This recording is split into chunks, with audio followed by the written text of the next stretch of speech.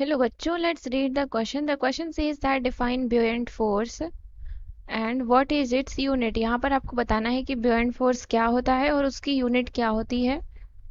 तो सबसे पहले हम देखते हैं key concept. So here the key concept is, जो buoyant फोर्स होता है उसका फॉर्मूला क्या होता है. F of B is equal to होता है v into rho into g, जहाँ पर v है volume of the submerged object, rho है डेंसिटी ऑफ द फ्लूइड और g क्या है, acceleration due to gravity.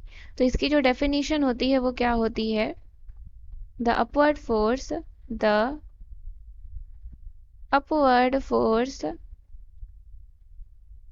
acting on an object acting on an object immersed in a fluid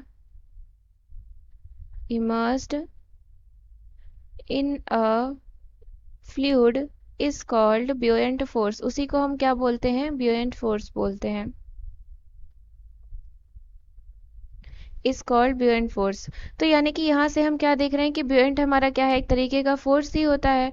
तो इसकी unit कैसी होगी, फोर्स की जैसे ही की होगी.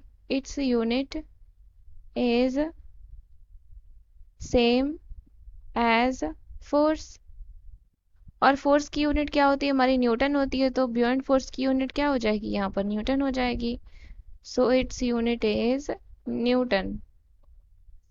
I hope you understood it well. Thank you and best of luck.